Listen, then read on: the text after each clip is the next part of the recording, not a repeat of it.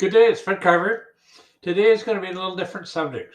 I want to talk about my early days, history of real estate in Victoria, and I think you'll find it interesting. If you don't, well, go and watch one of my other videos. If nothing else, please subscribe below, and you'll find I have lots of different content, including places in Victoria to look around. Anyways, here we go. Back in the early 70s, I was in the muffler business, and my landlord was in the real estate business. And I was interested in real estate. I used to visit him often. And when we sold the business and closed the shop, he asked me, "What are you going to do now?" I said, "I don't know. I hadn't given it much thought."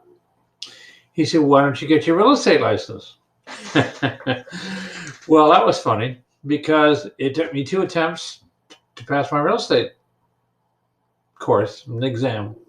Anyways, bottom line was I had not been to university, had no experience on studying or doing exams.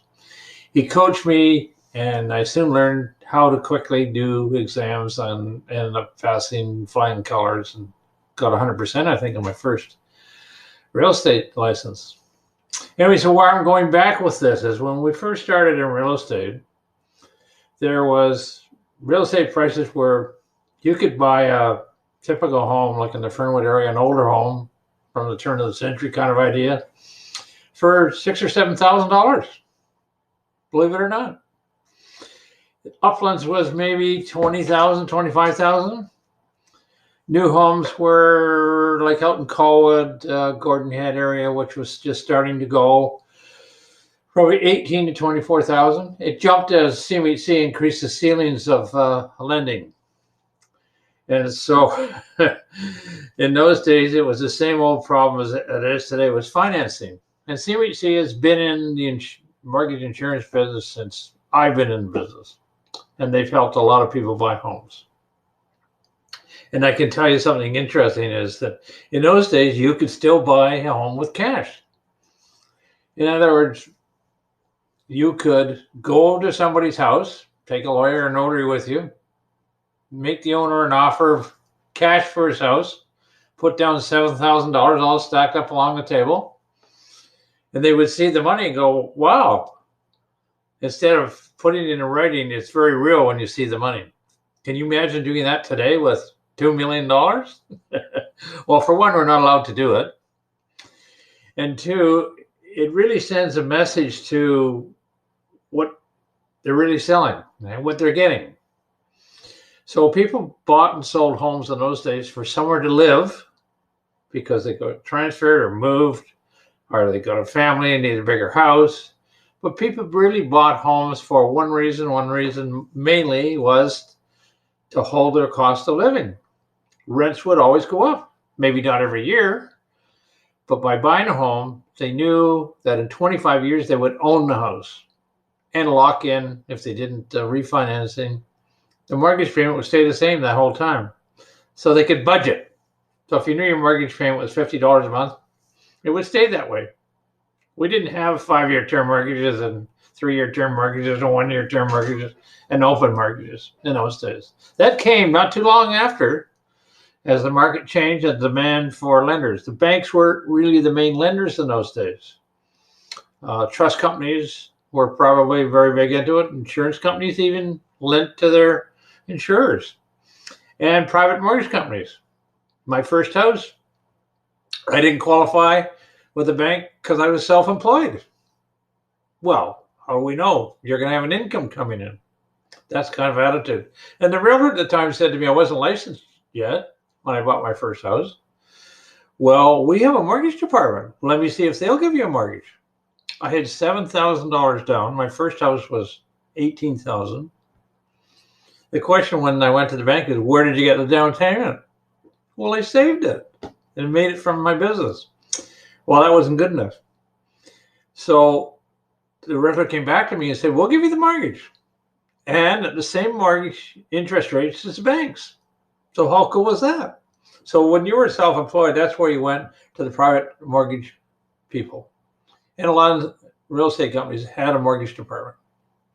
And it was getting back onto the subject of of homes, we've seen lots of ups and downs in Victoria, and probably nationally. The biggest change of real estate prices happened in 1981. The banks were trying to slow down the lending, so they kept putting up the interest rates. And they always, it got up to 24, 26% on prime lending, like a demand loan. Mortgage rates were 18 and 19%. 5-year term, that was the best you could get. And at that time, I was a little nervous about locking in for a long term. So I went to the bank and I said, if I give you the title to my house, would you give me a demand loan and just charge me interest only? The bank manager looked at me and said, of course we would. So I think he charged me 24%, something like that, but just simple interest. It's not compounding. So if you make the interest payment every month, that's all you needed to do. Well, the high interest rates didn't last very long. Basically 6 months, max a year, right? And it came all the way back down to around 11%.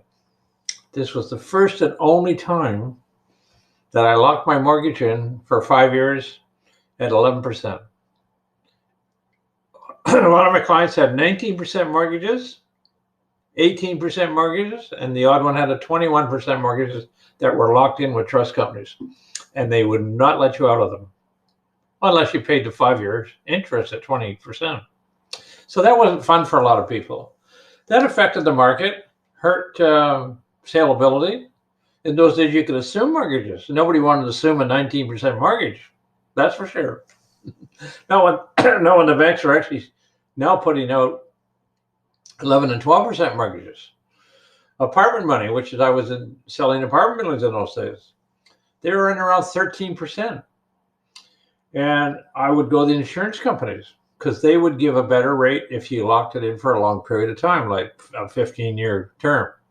So I can remember selling a portfolio of apartment buildings, and I got the mortgage rate for my client at 11%. And everybody in town said, how did you get that? How did you sell those apartment buildings? We've been trying to sell them for a long time. And the higher mortgage rates was killing it with our buyers. I said, I didn't tell anybody what I did. So you had to be on your toes throughout my life.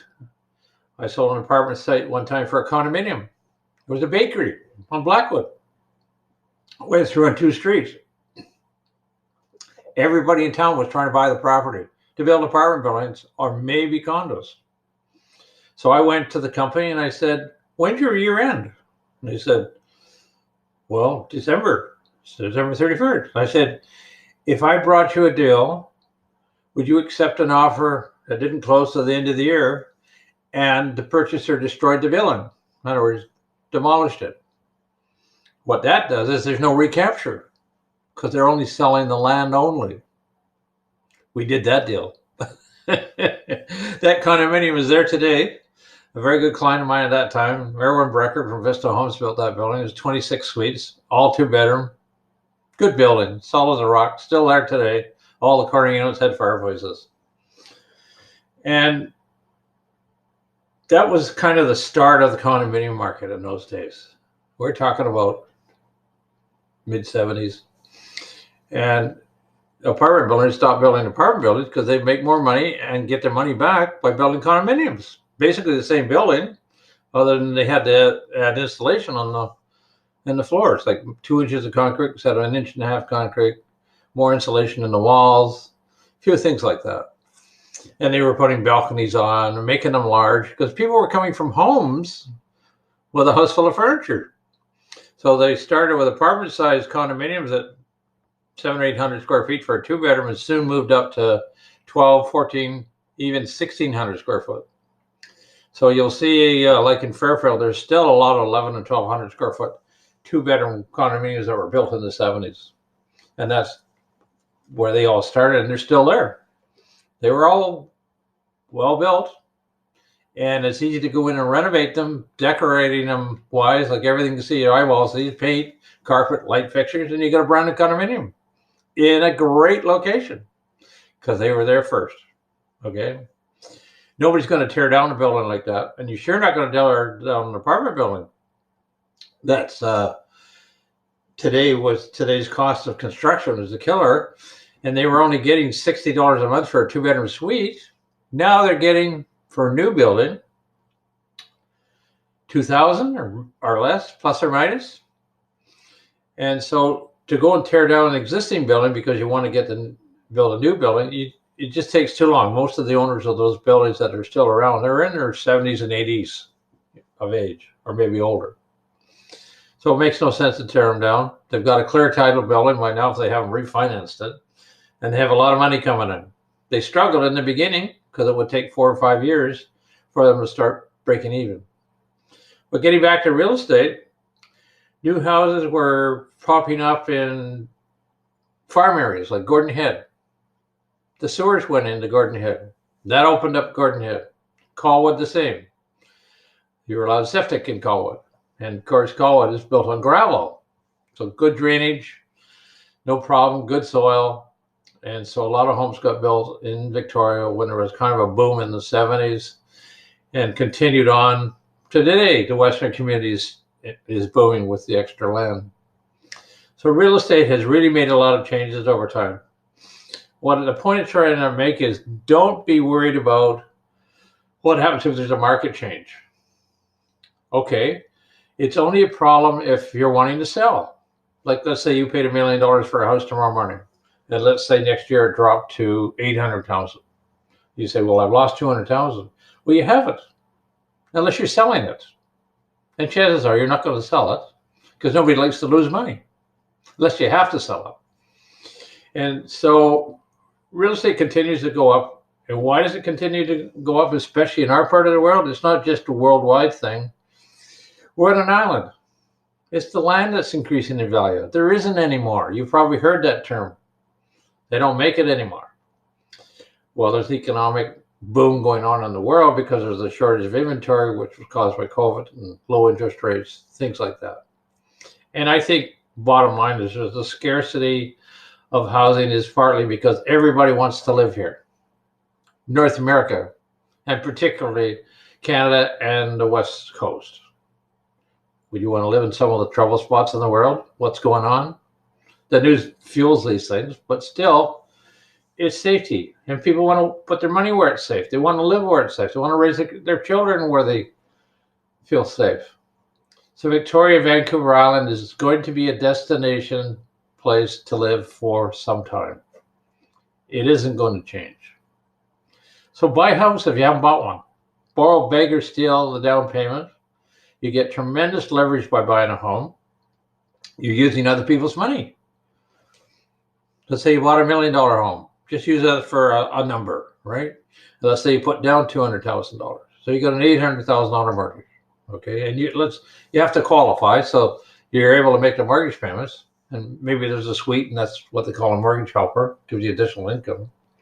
Well, if that house went up 10%, that's $100,000 that, in theory, you've made on your $200,000 down payment. Where can you do that? And in 25 years, you're going to own the house. You know, if you make the mortgage payments and you don't move and you don't refinance, you will have paid the mortgage off. And that still applies today. So it doesn't matter what the interest rates are doing, that in principle applies in any market. Victoria is a great place to live. It's a great place to raise children, great place to retire, great place to visit. Our government isn't too friendly with non-BC residents owning a house, unless you rent it out. And that's fine. They're okay with that. A lot of things have come along and over the time, is there's property purchase tax when you buy a house, increasing the cost of houses. Property taxes are escalating. Insurance is going to the roof. Insurance companies don't want to have any risk. That's really the bottom line is. And so the cost of living is getting kind of crazy. But real estate is one of the best assets you can buy. In the long term, I've done well by it. If you have any questions about real estate, call me. I know a thing or two about real estate in Victoria. I don't have all the answers. Nobody has all the answers. And the first question comes from people as well. Fred, you've done it all. No, I haven't done it all. I've tried to do some things, but it's a good place for secure for the future. Whether you buy additional property for investment purposes, if you can do that throughout your life, that's a good idea. Because if nothing else besides your own house owning it free and clear, the additional property that you bought, house, it'll be free and clear. That house will probably bring in $3,000 a month. That's a pretty good pension. And if you sell your own house in 25 years, whatever you made on it, like if you bought a house in the 70s and paid $24,000 for it, or $30,000, and now it's worth $1 million or $1.2 million, that $1 million gross profit is tax-free in Canada.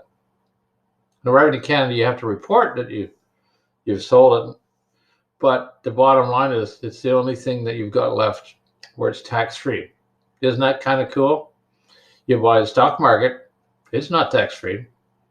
Any money you make in a capital gain is not tax-free. And if it's an income property, is it treated as income, added to your existing income? So folks, help your kids, even if you give them the down payment, even if you have borrowed the down payment.